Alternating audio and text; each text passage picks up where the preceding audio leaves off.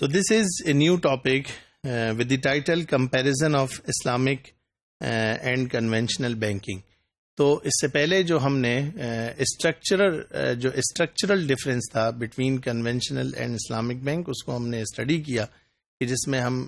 نے یہ کنکلوڈ کیا کہ conventional banks they are only involved in lending and borrowing while Islamic banks they are not directly involved in the borrowing and lending of money. Now theoretically what are the differences? So first of all, conventional bank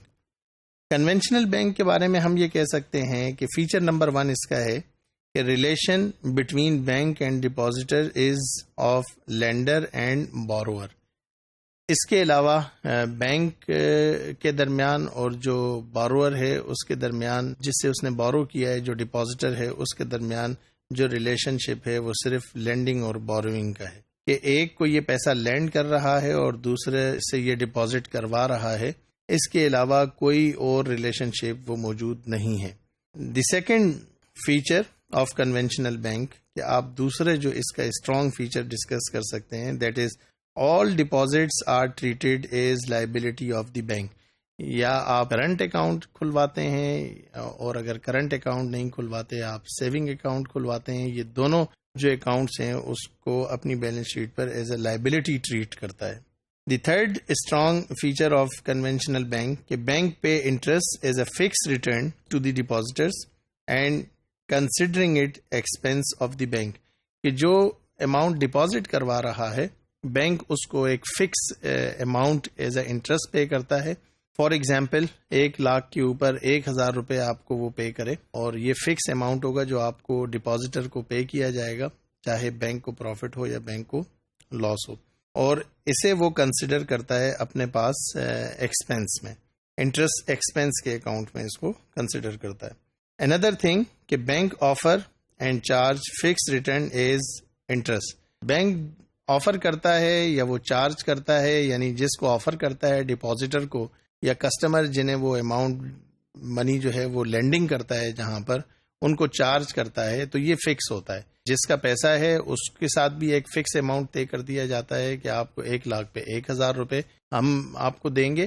اور جس کو landing کرتا ہے، منی landing جہاں پہ کرتا ہے، وہاں پہ ان سے بھی یہ بالکل فکس اماؤنٹ جو ہے وہ چارج کرتا ہے کہ آپ سے 2000 روپے یا 3000 روپے یا 4000 روپے جو بھی فکس اماؤنٹ ہوگا وہ ہم آپ سے چارج کریں گے. اندر تھنگ کہ bank charge fix interest from the customer and the difference spread is banks earning, کہ بینک فکس تو چارج کر لے گا. فار ایگزامپل 4000 اس نے چارج کیا اپنے کسٹمر سے اور ڈپازیٹر سے 1000 کے اوپر اس کی بات ہوئی ہے، تو 3000 کا جو ٹوٹل اماؤنٹ ہے یہ بینک کی ارننگ ہو جاتی ہے.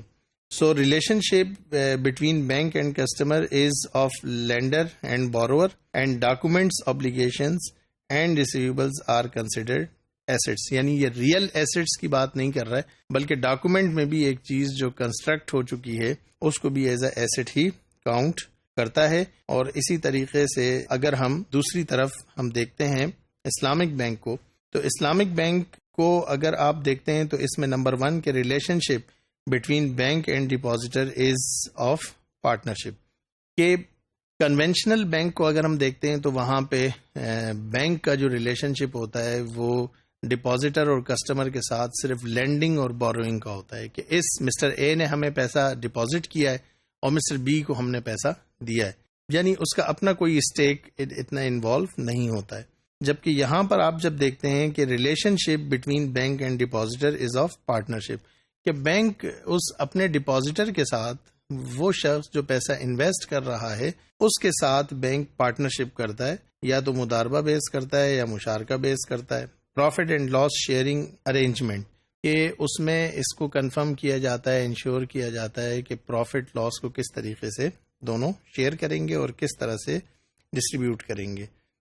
اسی طریقے سے only current accounts amount is liability of the bank, کہ جب اسلامک بینک کو آپ دیکھتے ہیں تو کرنٹ اکاؤنٹ کو وہ صرف لائبلٹی کنسیڈر کرتا ہے، نہ کہ سیونگ اکاؤنٹ کو. چونکہ کرنٹ اکاؤنٹ میں جو اس کے پاس کسٹمر آ رہا ہے وہ اپنے کیش کی صرف پروٹیکشن چاہتا ہے، سیفٹی چاہتا ہے، لیکن جو سیونگ اکاؤنٹ کا کنسیپٹ لے کر بینک کے پاس آتا ہے تو وہ کوئی بزنس چاہتا ہے اور وہ پروفٹ انٹینشن کے ساتھ آ رہا ہے. تو پروفٹ انٹینشن کے ساتھ چونکہ وہ اس میں پارٹنرشپ بیسس پہ اس کے ساتھ انوالو ہوتا ہے, پارٹنرشپ اس کے ساتھ اسٹیبلش کرتا ہے, اس لیے وہ اس کو ایز اے لائبلٹی کنسیڈر نہیں کرتا. تو صرف اور صرف وہ جو کرنٹ اکاؤنٹ ہیں اسی کو لائبلٹی کنسیڈر کرتا ہے. Bank paid to PLS account holders a share from profit it earned from its operations. In operations کے تھرو جو بھی profit وہ collect کرتا ہے تو اس کو اپنے جو depositors ہیں ان میں وہ share کرتا ہے. The profit cannot be a fixed nature. The profit of Islamic Bank and PLS depositors cannot be predetermined. Profit تو predetermined نہیں ہوتا ہے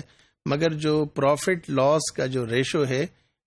وہ predetermined ہوتا ہے. So all financing transactions are